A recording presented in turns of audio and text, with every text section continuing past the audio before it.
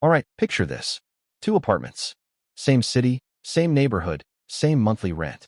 You walk into the first apartment. The guy living here makes $95,000 a year. On the wall, there's a massive 75-inch TV. In the living room, a $4,000 leather sectional. The kitchen counters are stacked with high-end appliances, half of them still sitting in their original Amazon boxes. His closets are bursting at the seams, clothes everywhere, many still sporting the retail tags. He's even converted his spare bedroom into a makeshift storage locker for random junk he hasn't touched in 3 years. But here's the kicker. Every time this guy opens his banking app, he gets a pit in his stomach. He's exactly 2 missed paychecks away from total financial ruin. Now, let's walk into the second apartment.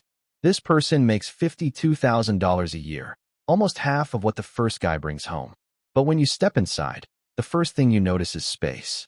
A modest couch, a normal-sized TV, a kitchen with only the tools that actually get used to cook dinner, a lean closet full of clothes that are actually in rotation. The spare bedroom is just a clean, functional guest room. When this person checks their bank account, they feel completely calm. They've got 18 months of living expenses sitting in cash, and they automatically funnel 20% of every single paycheck into their investment portfolio. Same neighborhood, but the person making half the income has 10 times the financial security. This isn't an income problem. This is a fundamental misunderstanding of the hidden relationship between stuff and money. The first guy isn't a bad person. He doesn't gamble, and he doesn't have expensive vices. He just let his lifestyle slowly creep up on him until it required every single dollar he earned just to maintain the baseline. The second person figured out the ultimate wealth cheat code. Owning less doesn't mean living worse. It means living deliberately. And deliberate living creates a financial moat that most high earners never achieve. Every single object you buy actually costs you money twice. The first cost is obvious. It's the price on the receipt. But the second cost is the one that quietly bleeds you dry. Storage, maintenance, mental energy, and opportunity cost. Take a look at the 10 minimalist money rules that separate the people who always have cash from the people who are always broke, regardless of their salary.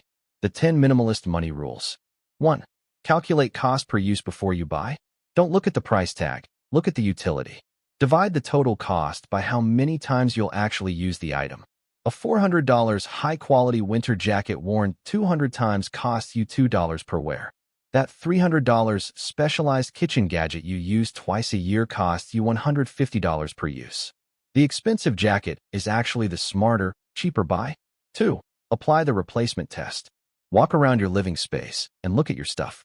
Ask yourself, if this object vanished into thin air today, would I spend my hard-earned cash to replace it? If the answer is no, it's just occupying space through pure inertia. Sell it, donate it, or trash it. It's draining your mental bandwidth. 3. Never upgrade out of boredom. High-income earners love to destroy wealth by replacing perfectly functional items just because they're bored or because a newer version dropped. Your phone works perfectly, but the new one has a 5% better camera. Your car is entirely reliable, but the new model has a shinier grille. An item is not broken just because you are bored. Boredom is a marketing trap. 4. Engineer friction for spending and ease for saving. Human beings naturally take the path of least resistance.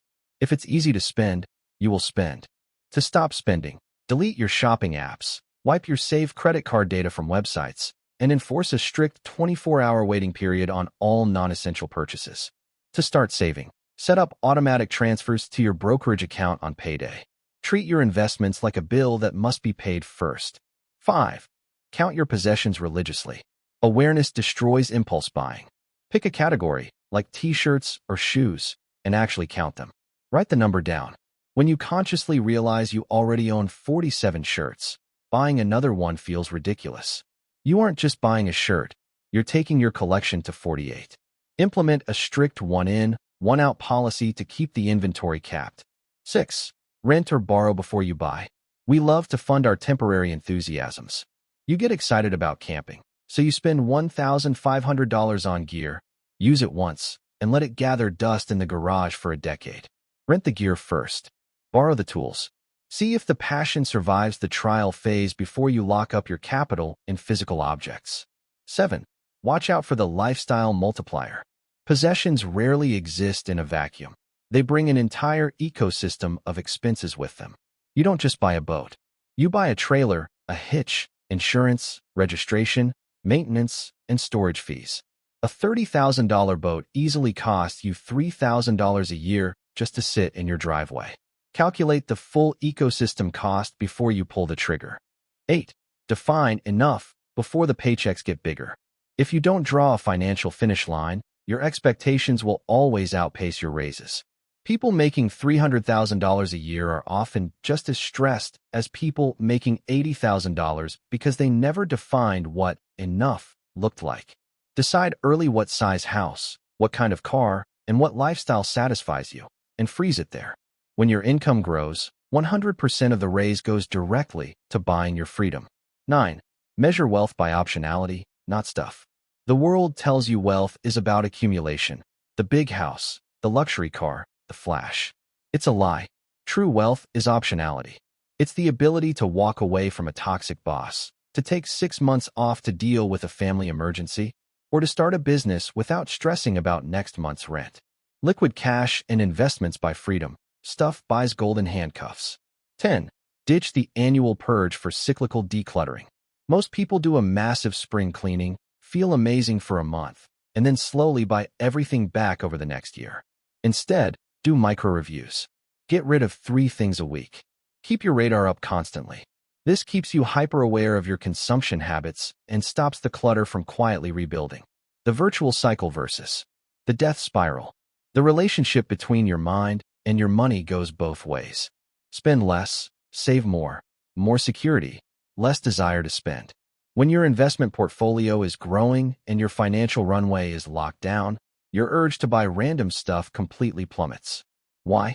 Because the psychological itch that drives most spending, the need for status, validity, and security, is already being entirely satisfied by your financial strength. You don't need a luxury item to feel successful when your balance sheet already tells you everything you need to know. But if you spend everything you make, you create deep financial insecurity.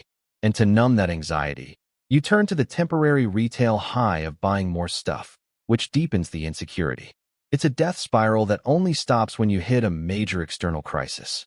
At the end of the day, you can choose which apartment you want to live in. The math, the peace of mind, and the path to genuine freedom strongly favor owning less. If this resonated with you, like and share this video, and make sure to subscribe to our channel for more content on building real wealth.